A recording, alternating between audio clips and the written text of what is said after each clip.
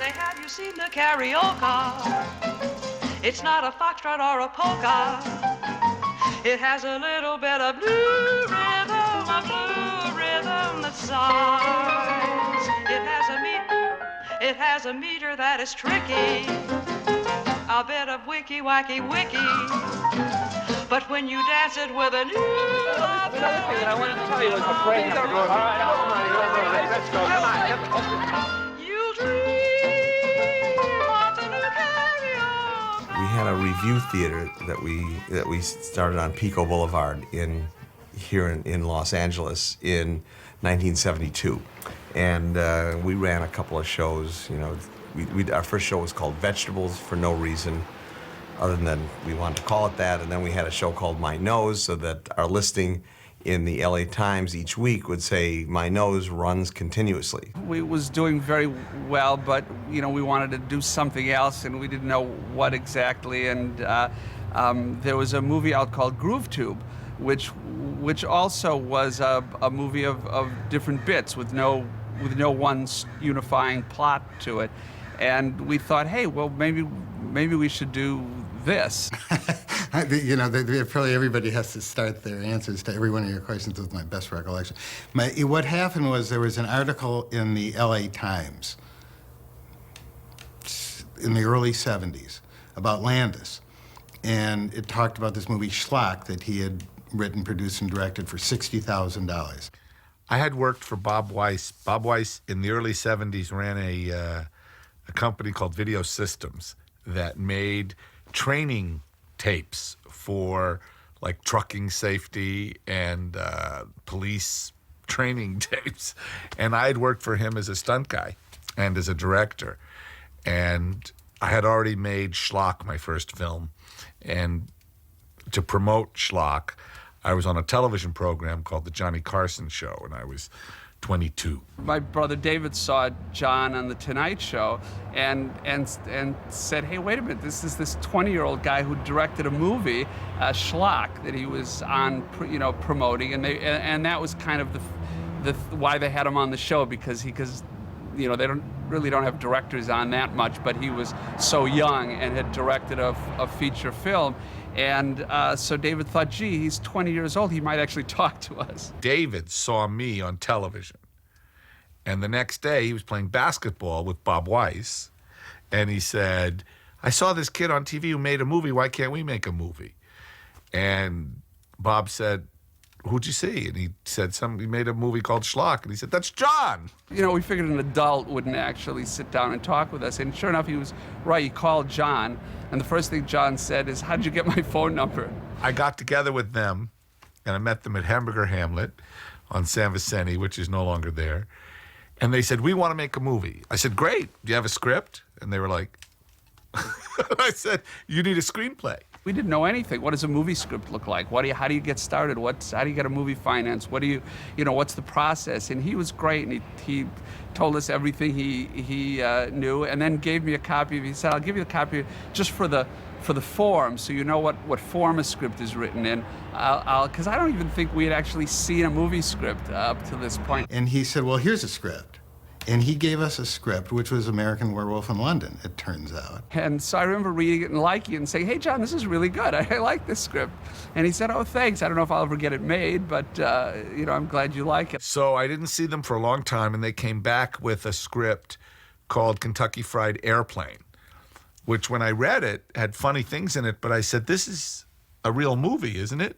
I mean, I've seen this movie. They said, yeah, Zero Hour with Robert Stack. And I go, well, there's a difference between, satire and plagiarism. So I think it was Bob who said, let's just do skits from the show. And then it only took us, I don't know, about 5 years then to try to get the financing for it.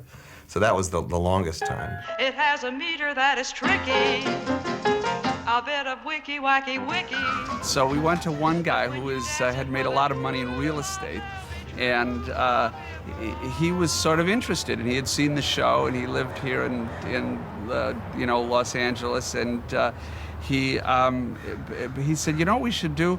We should make a 10-minute film, like 4 or 5 bits from the script. We should film some of it, and then I can show it to some of my other rich friends, and we can all put the money together that way. And it sounded like a great idea to us. And so he said, sure. We came back with this budget, and it was like $30,000. And he thought about it, and he said no. It wasn't easy. It sounds easy because it was so long ago, but it was not that easy. Because, you know, so many people said no. It's funny, I'll never forget in the meeting that we had with this guy where he finally told us no, he wasn't going to finance our film. He was going on and on, and John Landis, I'm sitting, the guy is sitting here, and John Landis is sitting here, and I'm there, and I see John puts his legs like this, and he writes on his shoe. I see him writing on his shoe, and then he tilts his shoe towards me, and the shoe says, "This guy is a schmuck." And the guy sees John writing on his shoe, and maybe a smirk on my face or something, and he looks over, and with perfect comic timing, he says, "What's he writing? This guy's a schmuck?" And then the boys put up, I think, $30,000, Jerry, David, and Jim. And then Bob and I put up our time and skills, and I shot 10 minutes. I shot Scott Free, the Kennedy assassination game, Zinc Oxide, Cleopatra Schwartz. One was the one about the Kennedy assassination, and one was the one about the couple making out in front of the TV. The assassination game and the Zinc Oxide, Cleopatra Schwartz. And I forgot, and something else. Oh, geez, that's all I can remember. So they're 2 mystery ones, I guess. I don't remember. Did the other guys remember? Anyway, we shot 4 things, and we put it, they won't tell you this, but we put it together, and I cut it, and they watched it, and we couldn't sell it. I mean, we tried, because it was like a trailer, a promo of what we were going to sell. We were thrown out of every studio and stuff. And they said, "It's not funny. John, it's not funny. You fucked us. It's a disaster." And I said, "It is funny." And they said, "No, it's not funny." So I said, "Okay, we'll show it to real people at a theater." Now, Dave and Jerry and I had a friend from back from Milwaukee, a guy named Kim Jorgensen, and he owned the New Art Theater at the time, and which is a repertory theater in West Los Angeles that plays old films. We said, "Can we just show this 10 minutes?" He said, "Sure." So the reaction was great. And he said to us, "What is this?" And we said, "We need $500,000 to make a movie." And he said, "If I get you the $500,000, can I be, you know, one of the producers?" And we said, "Sure." He said, "Let me take it to one of my exhibitor friends, and I'm sure I can get you the money for it." And we said, "Well, great." And he was the first guy who actually said he could do something and did it. He got it. He went up, he took the print and went to San Francisco and got us the money, and we made the movie. Award-winning motion picture producer Samuel L. Bronkowitz. I have spent a lifetime in the motion picture industry. Now, after 50 years in Hollywood, I have finally produced what I feel is the finest motion picture ever made. I have called it the Kentucky Fried Movie. Oh, take me to the drive-in. Prove you love me.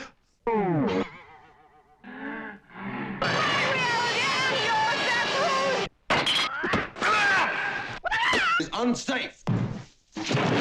What are we going to do?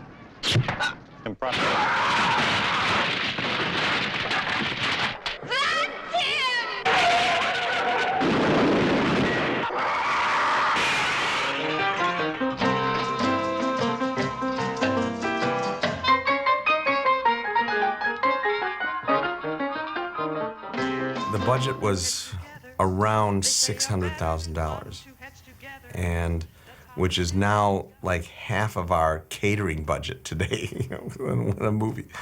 We went to Pasadena and we shot a lot of the movie at the Dove-Edina mansion where President Wilson once stayed, or was it was a Western White House for President Taft. I can't remember which president. We rented this mansion in Pasadena, and almost the whole movie shot in one place at this mansion.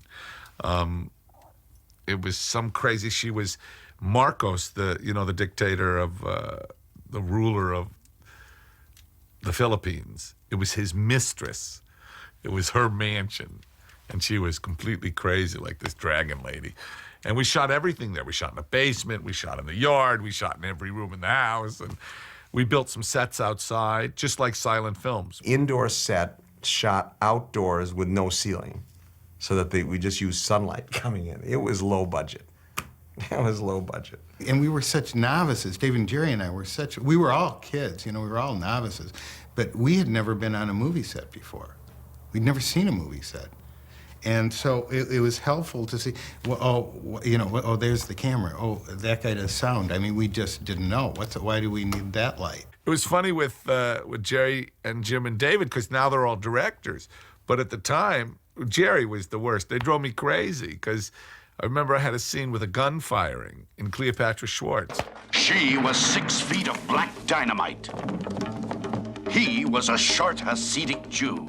He said, "Who's firing the gun?" I said, "I don't know. It's just the gun. Bang, bang, bang." He said, "Well, that doesn't make sense." I said, "It's a trailer. It's a preview. It's just a gun firing. It's montage. Doesn't matter." And he was going, "But that's impossible." It's like, "Get out of here," Fire! Stop!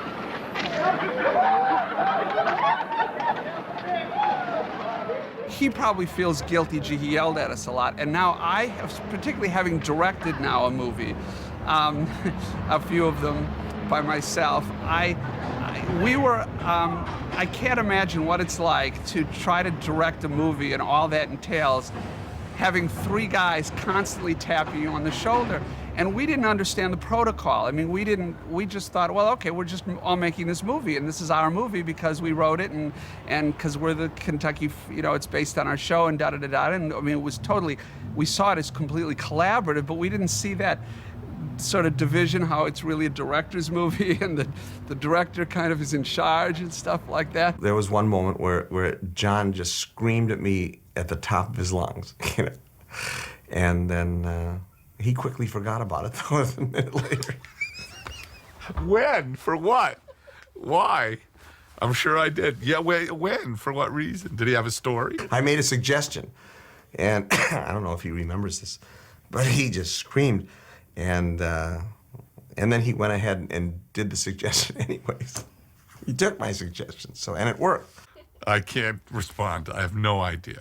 But I have often found with David and Jerry and Jim, they remember things that I think for them it was much different experience, because it was my second movie. It was their first movie, and I was making it. So they were like watching, and causing trouble, and I was busy making a movie. It's like, so they have different memories than me. I remember one day when we were filming, because Bob Weiss had told us that if you run past a certain hour, there's a penalty, that the production has to pay the crew a meal penalty. Well, none of us knew about that. So it was noon, and we started to run over. Landis still hadn't gotten the shot he wanted. So I just yelled out, "Lunch!" And you're not allowed to do that. And the first AD beat me up, and everybody beat me up. I didn't know you can't do that. We just didn't know what we were doing. Now, for me, looking back at that, I can't imagine how I think John was a saint, for not yelling at us more, because we were sort of always on his back about this stuff. And if anybody did that, and some writer did that to me on a set, I'd probably kick him off or something. But anyway, it really ended up, to be a great collaboration. It was 30 years ago, and but there was no one more entertaining to be on a set with than John Landis. And again, I guess the point was that John was very helpful in reining us in or keeping it. If there's any decent taste to that movie, he added it. And he also added tons of the outrage, too. I remember one of my favorite lines is "At last, the truth about masturbation." And that's Landis's brother, who comes out, looking like a werewolf. And you are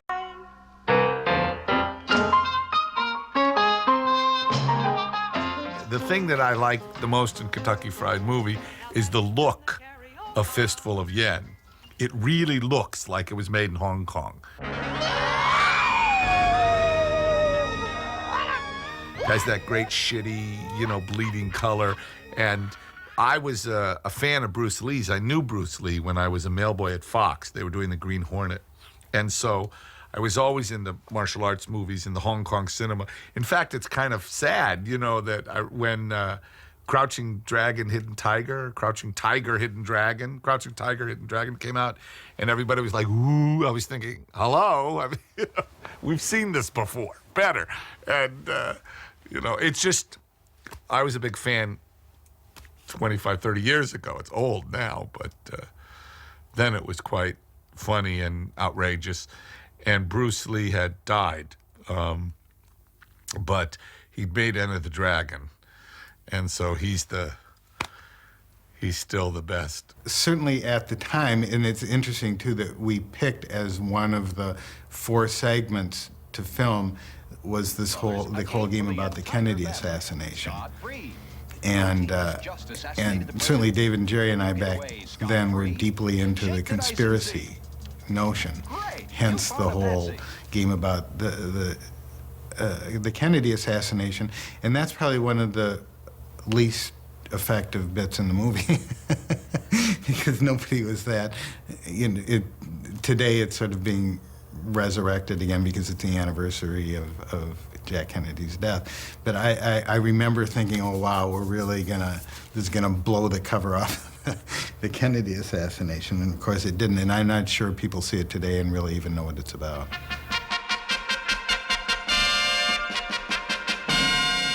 I like the zinc oxides bit a lot. That just always, I don't know, and I don't know, maybe kids don't have those kinds of films in school anymore.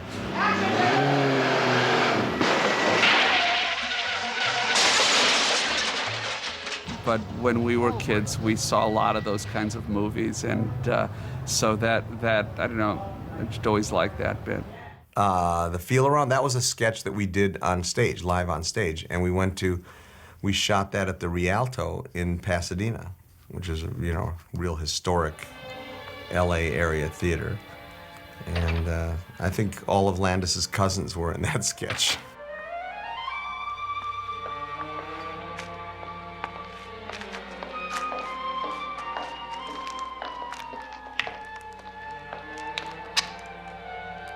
I wish that I had 2 cameras, though, because if I could have shot it at the same time with 2 cameras, then it would be in perfect continuity. As it is now, it's not perfect. And I'm like, oh, it makes me crazy. I'm sure we just shot it head on, looking at the 2 actors. And there was a master because you could see others, and everybody else in the scene were friends of ours because we didn't have any money to hire extras. So when I see the movie now, I say, oh, there's Tim, and people I haven't spoken to since. Not because they were in the movie, but just because you lose contact. But and I'm hanging out with a better class of people now. What can I tell you? But and then we go in from 2 close-ups, and that is pretty much straightforward. It wasn't anything unusual, even for Landis. The best story you should ask Bob Weiss is about Cleopatra Schwartz. There was an actress named Marilyn Joy, who is this African-American actress who had been in a lot of these really sleazy exploitation pictures. And her boyfriend turned out to be a guy named Jim Kelly, who was a black martial artist who had a career for a while. He was in Enter the Dragon, and he was in a number of movies. And he came to the set. And we had, it was a union SAG, Screen Actors Guild movie, but no other union. But so she had a contract to play Cleopatra Schwartz in this thing, a day's work. And he looked at the contract and he took Bob aside, and he's very threatening. And he said, now listen, when you make this movie, Marilyn has to play the part. And Bob was like, we are making the movie and she is playing the part. No. And it turned out, because we were shooting this 10 minutes to get the money to make the movie, we explained to them that that's what we were doing, so they thought we were actually shooting a trailer for a movie called Cleopatra Schwartz. That once we got the money, we would make Cleopatra Schwartz. And so her boyfriend was making sure that she played Cleopatra Schwartz. So Bob goes, okay. Tomorrow morning you'll discover you're just a karaoke. Jerry and I are brothers, and so we've been collaborating for many years. And I mean, we just grew up making jokes, and we were, thrown out of the same high school classes together. The academic environment is generally not one that, encourages people to express their humor, as, and to, they view it as a disruption, and people who are outside the edges, who are on the fringe a little bit. Right, yeah, I remember teachers that said to me, Zucker, someday, Jerry, one day, I'm going to pay to see you. I know I'll be paying to see you do this. But for right now, you're in high school, shut up, and study. So it was, I was always appreciative for that one little piece of encouragement. Jim Abrams was also in our same high school, and we went to college together at the University of Wisconsin. And that's when we started our little theater, our Kentucky Fried Theater at the University of Wisconsin. And so the three of us just got used to collaborating, writing together, directing the videos together. When it came to creative things, we all felt the way we felt, and I think we all lost our fair share of arguments. It was fun because we were good friends. I mean, not that we didn't argue and have differences of opinion, but we were really close. We, all went to the same high school and college and came out here together on this grand adventure. And so we were buddies, and it was really fun doing what we loved. And everybody's mother and cousin and family is in the movie. The whole family has been. That was the beginning of my mom's movie career, and she's been in every single movie that we've done since. So yeah, she has a whole reel, longer than most actresses, and my sister has a longer reel than my mom's. My mother and my sister have both been, and my dad makes brief appearances occasionally. And Jim's mother has been in a bunch of movies too, yeah. I have one cousin in the movie. And my mother's in the movie, and my brother's in the movie. And my dog's in the movie, and that's about it. And my wife, who was then my girlfriend, designed the costumes. Well, I remember being in the movie and playing Sheldon Grunwald. You solemnly swear to tell the truth, the whole truth, and nothing but the truth? I do. You've made me so happy.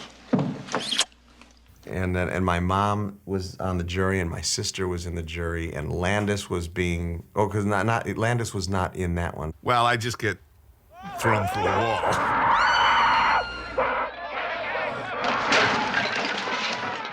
I don't really have a part in it. Rick Baker threw me through a wall. That's a gorilla. John liked to do stunts, so he really had himself, I think, thrown through a window or something. He was bored directing some of the time, so he liked to do the stunts too. And Jim also was in the courtroom scene, and Jerry played the Beaver Cleaver in the courtroom sketch also. I was the moderator in the courtroom scene, and there was this long tracking shot that went down the corridor of the courthouse, and then these doors opened, and there I was, and I had to turn around and talk into the camera. And I remember getting so nervous because I could hear the camera coming, and I knew it was a big deal shot, and I couldn't botch my lines or anything, so I was just so nervous about that. That's really my only recollection of the acting part, and other than the usual discomfort of trying to act. Announcer Stephen McCroskey was found guilty and sentenced to 20 years in a federal penitentiary. We were never really actors, I mean, so we're really, in a way, we just did it because, I don't know, I guess we wanted to put our faces on screen or whatever, but or maybe it was we could save money, I don't think the three of us were ever really had that talent in that area. Acting is a part of a human psyche that you either have or you don't have. I mean, actors just love acting. They're devoted to acting. They don't really care how big the audience is or how much they're getting paid or anything like that. It's really, it's something in them where they just have to act. In this town you see lots of people like that. There are lots of workshops and, just actors trying to act because they love acting. Well, neither David nor Jerry nor I had that.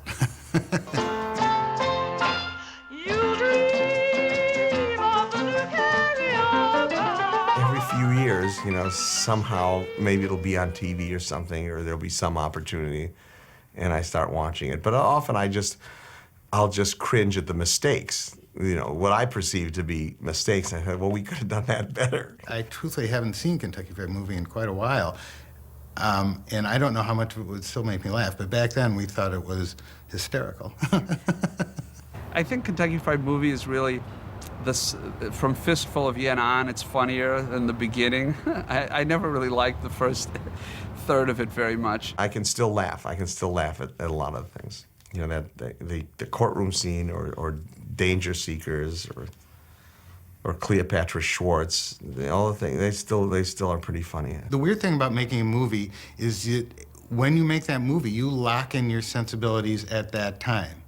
And I remember even back then thinking, oh gosh, I hope I never have kids. I don't think it's shocking anymore. When it was made, it was quite shocking, and I think it's pretty tame now, probably. And, you know, cut to 20 years later or something, and walking into my room, that room over there, and my eldest was in there with, you know, 5 of his buddies, and the frame was frozen on Catholic High School Girls in Trouble, you know, these 3 naked girls sitting there. And, you know, you can't undo that. The screen has never dared to be so explicit. Show me your nuts. Oh, how you doing? We're from USA. The most interesting thing about it, it was heavily censored around the world. Different countries would cut different things. I remember in Sweden and in Holland, they cut out, and in England, they cut out a lot of the martial arts stuff. You know, the nunchucks and stuff like that, those, cut them out. And I don't know. And some places the sex was too outrageous. But it's funny because now in our rating system in this country, there's no government censorship, but there is industry ratings. And it changes all the time because all censorship is arbitrary, you know. So that movie got an R rating in 1977. Now I bet it would get what's called an NC-17, you know, because it had some fucking in it and stuff.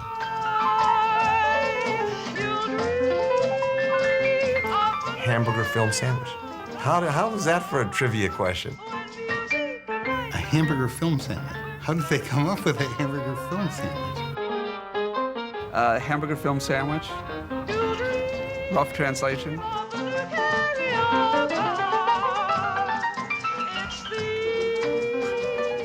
Yes, Mitterrand named it. He actually put up the money for it.